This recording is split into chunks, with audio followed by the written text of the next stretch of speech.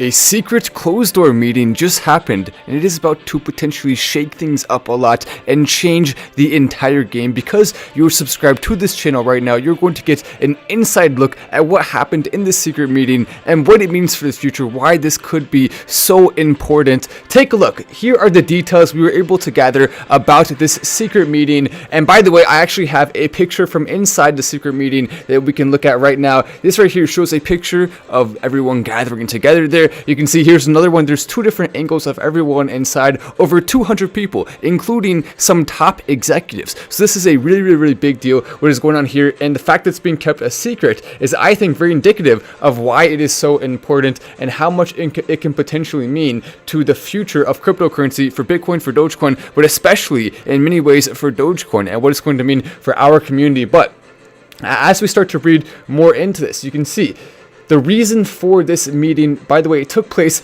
in a residential back street in Houston, Texas. And the location, 150,000 square foot vintage car warehouse with over 200 individuals attending. And like I said, a lot of top executives there. But the reason for this meeting may actually surprise you. And some of the details I'm about to show you are now officially available because of this. But for years, the oil and gas companies have been struggling with one problem. And that problem is, what do they do when they accidentally hit a natural gas formation when drilling for oil? Oil can be easily trucked out to a remote destination, but gas delivery requires a pipeline, which means you cannot really do anything with natural gas when you find it, even though it does actually have value. And so a lot of it has just been being wasted. So if a drilling site, though, is right next to a pipeline, they can chuck the gas in and take whatever cash the buyer on the other end is willing to pay that day. There's no choice. There's no middle ground here. Whatever the gas that is coming out that day is what's going to be sold, explained Habby. But if it's 20 miles from a pipeline, things start to get more complicated. If it's too far and they can't get it there. So more often than not, the gas well will not be big enough to warrant the time and expense of building an entirely new pipeline.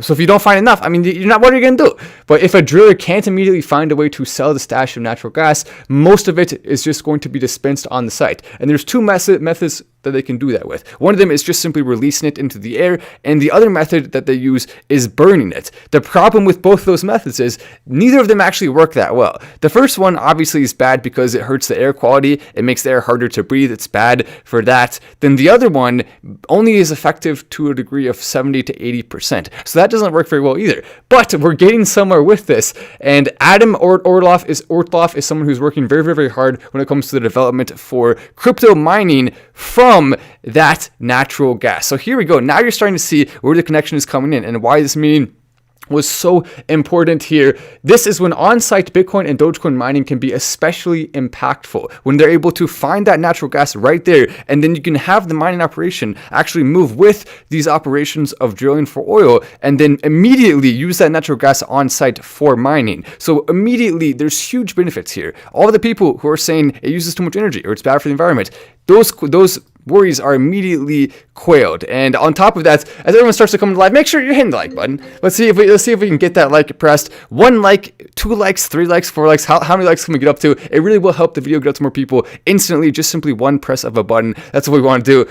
What could the future of Doge and NFTs hold? So there's so much with that, and I'm gonna tell you a little bit more about Dogex and what's happening with that. Launching very soon. Make sure you have your MetaMask fully set up and downloaded, as well as your OpenSea account. Those are the two things that you need to do right now in order to be ready for the launch.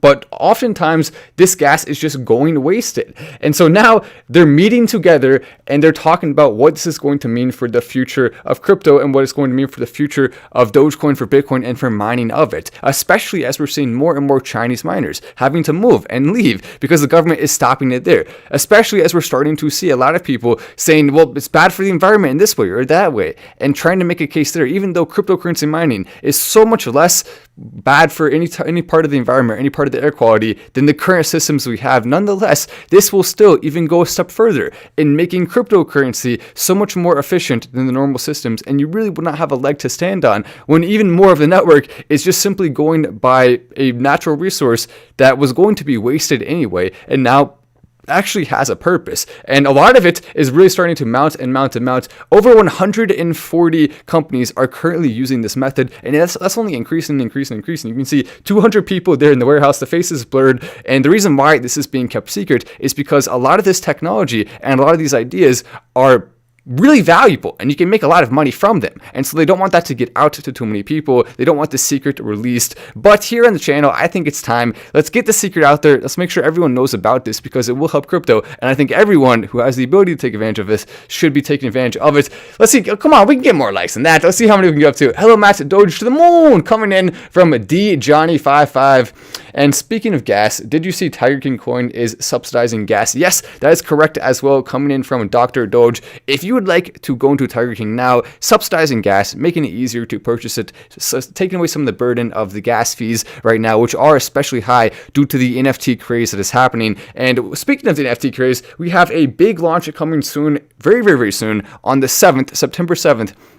And it's going to be at 1 p.m. Eastern time, aka 4 p.m. I believe there's 3 hours different in California time. Is it 4 p.m. or 11? I'm trying to remember. Well, what is it in California time? But anyway, 1 p.m. Eastern time, and that is when we're going to launch the biggest and most groundbreaking NFT project of its kind that has ever been released. More possibilities than grains of sand on Earth by a massive, massive margin. And so with that, this is likely going to really shake up the entire NFT space. So do not miss out on it. Be a part of it and have some fun with us. Hopefully you will mint one of the rarest NFTs from the collection and have a massive windfall from it. But as we start to see, Doge is making money for people who got in, and that's true as well. It's still going to make a lot of money for people who are getting in now. It's not even close to done yet based on where it's going. There's so much to be excited about in that regard. And we're also seeing NFL teams, though. Unfortunately, they are not being too friendly to crypto right now, the NFL as an organization, which is kind of ridiculous on its face. So what we've seen is they actually released this statement from the NFL officially. Clubs are now prohibited from selling or otherwise allowing within the club-controlled media advertisements for specific cryptocurrencies, initial coin offerings, or any other cryptocurrency sales or any other media category as it relates to blockchain, digital assets, or as a blockchain company,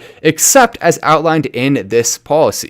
So they're saying, no, you can't do it. If you want to talk about crypto, if you're Tom Brady, maybe you're too busy making touchdowns in the Super Bowl, but if you have time, you can also have some fun and talk about cryptocurrencies. But now NFL not too excited about that. Why would they ban this? It doesn't make a lot of sense. Clearly, there are some other things at play. There are some other forces here at play. But Patrick Mahomes, for example, released a collection of NFTs on Marketplace on March 17th. Tampa Bay Buccaneers quarterback and Tom Brady, Gronk, both of them are getting into NFT space, getting into cryptocurrencies, and we're also seeing MLB and NBA both getting pretty heavily involved with this. Some NBA teams already accepting crypto, including the Dallas Mavericks, accepting Dogecoin, including the Rockets, who are accepting a number of different cryptos.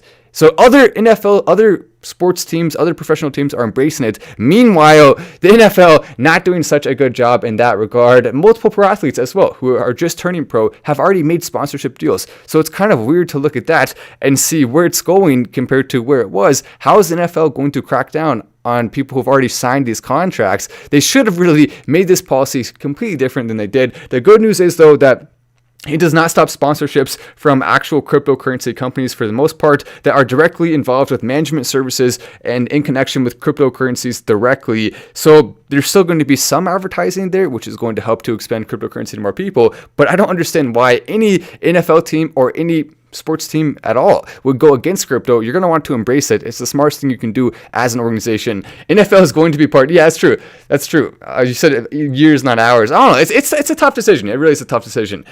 Come on, let's see if we can get to 600 likes. I feel like that's an easy goal to hit. Paid by Dogecoin, and there's no question about that. There's no question about that. So some of these comments are interesting, and we're also seeing this with the entire cryptocurrency landscape. Bitcoin up to 49,800. Actually, it fell a little bit recently. It was about 50,000. Now we have Ethereum, which is at 3,875. Falling from 40K or 4K, I mean. Then Dogecoin down here at 29.72. And it's interesting to watch all these cryptocurrencies jostling for the top spot, and you realize how underrated Dogecoin is right now compared to these other top cryptos. With a market cap currently at 39 billion and the second most name recognition in all of cryptocurrency. Yeah, that's right, the second most. It's better than Ethereum when it comes to name recognition. It's better than Cardano. It's better than Binance Coin. It's better than XRP. It is better than every single crypto at the top when it comes to the amount of people who, if you ask them, hey, have you heard of Dogecoin? They'll say yes. And so with that, you start to see, well, it shouldn't be down there where it is. Therefore, it's a good opportunity to potentially make a lot of money from Dogecoin right now, as it actually gets its rightful position at the top there where it deserves to be, especially with the updates coming soon. You really will not be able to have any argument against Dogecoin that is valid, except for if you just don't like it. And that's okay. You don't have to like it, and not everybody is going to like it. But here on this channel, we of course like it very much. Someone said 88 homies. Yeah, 88 is interesting to watch. 88 is definitely interesting to watch. I hold a decent amount of it, but not that much in comparison to my other cryptos. Why? Well, because it's already pretty dang high right now, and I bought in when it was lower. I'm actually considering selling a portion of that and buying both Dogecoin and XRP, as well as probably Tiger King coin too. But I have a lot of Tiger King coin, I have a lot of Dogecoin. Those are my two top holdings right now, and those two I think are really going to take off soon. Both of them will. But tell me about Shiba, you say. I don't know. I don't know about that. I don't know about that. Someone said, I sold all my kids' stuff to invest in Dogecoin. You know what? I fully admire you for that. Good job. Your kids, you know what? They can go with coal for now, because Doge is more important. Doge is more important. Sorry, kids. I'm sorry, kids. I don't know. It's just that, why don't you play with Dogecoin? How about that? Is it true that Floki is partnered with Elon Musk's brother? I've heard that a lot. I don't think so. I haven't had confirmation of it, but people are saying it. So I guess you have to double check on that yourselves. I'm not really super interested in other cryptocurrencies like that, but hey, there's some opportunities there for sure. Anyway, I'm Matt Wallace. This is Final Stand, and I will see you in the next video.